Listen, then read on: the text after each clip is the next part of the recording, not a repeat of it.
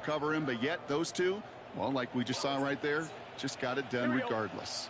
From the gun, a give to Brown. And he's going to bring this down to their 35. They'll get 14 yards and a new set of downs. Having been in enough locker rooms at halftime, Kate, I know what the messaging was in there. Start the game out by sending a message. Doesn't matter you're trailing, run right at them and go make a point. They'll run here on first down. Breaks through and breaks away. And they are set up excellently. This is down to the 18s. The big play nets him 17 yards. And a fresh set of downs for Cincinnati. I love that jet sweep for so many different reasons, Kate. But I really love when you get your athlete coming across, building up speed, so you can take off once that edge is set. He gets to that field, turns that type of run into a highlight reel run. And he's going to be dropped with a big hit at the end of that. But the effort still sets him up with a first and goal. We get a timeout now from the Bengals. That's going to be their first. Chance here for one final play before the end of the quarter. Brown reaches the end zone. Touchdown, Cincinnati. The Bengals start the second half with some needed points. All right, so the offense does its job, Brock. Now they need their defense to give them a chance to overcome that big deficit. The momentum in the building's clearly changed. We can feel it here in the booth, but you're right. It's now to the defense to make a stop and give them a chance. Now the offense and Burrow come into line, looking to tack on two more. The Bengals will line up for the two-point conversion. All right, they're going to throw for it. And he gets in for the two. Successful conversion there, but it's still a 9-point deficit. Still a two-possession game. Bengals 15.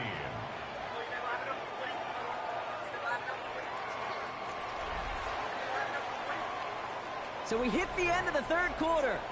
And when we resume play, it'll be with a kickoff.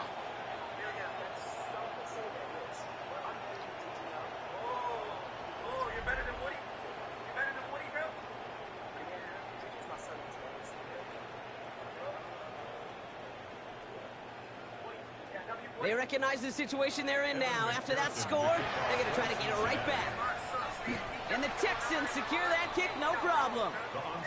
Well, kind of feels like we're starting to get to that point, Brock. And what point is that, Kate? You know, the bold point of the game where you have to try something bold could end up becoming a play that finally sinks him, though. Yeah, it's time for desperation. Without a defensive stop here, it's really hard to lay out the scenarios for much success. Every second matters now when you don't come up with that onside kick.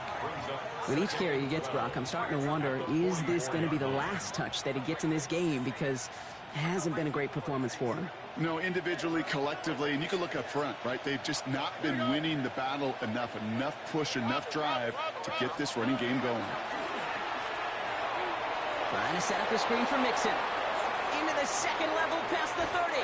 And he's out of bounds on a gain that takes him into the red zone, Brock, inside the 15. So a gain of 30 yards on that play. And it'll be a first down, Texans. Got to be a pretty good actor. Got to be pretty good at selling to that defense. That's a drop-back pass. When you get a big play on a screen like that, boy, it's choreography by everybody on that offense. Staying between the tackles with Mixon. And he's not going to manage to get back to the line even. Tackle for a loss. We've got 2nd and 11. Ooh, talk about a bad look there, Brock. Going jumbo set and still moving backwards after that play. I don't think you're talking to this defense, Kate, because I think they thought that was an excellent look to knock that thing backwards. Yeah, good point, good point. Dumps it off to his running back. And he'll go down. Looks like they're marking him at the 11. That's a defense's goal, right, Kate? Just get us to 3rd down so we can have a chance to get off the field. And that was a good adjustment on that stop in particular, when the back ended up being the target, and they were able to keep him short of the sticks. 3rd down, Mixon gets it. Looks like they get about 4 out of it, but not close to the first. That brings up 4th down. They'll come away happy getting that type of output on most run plays. It's a sign that they're getting some good push up front, and this running back is seeing the lanes and paying them off. We've reached the 2-minute warning from Cincy. Texans with a 2-score lead.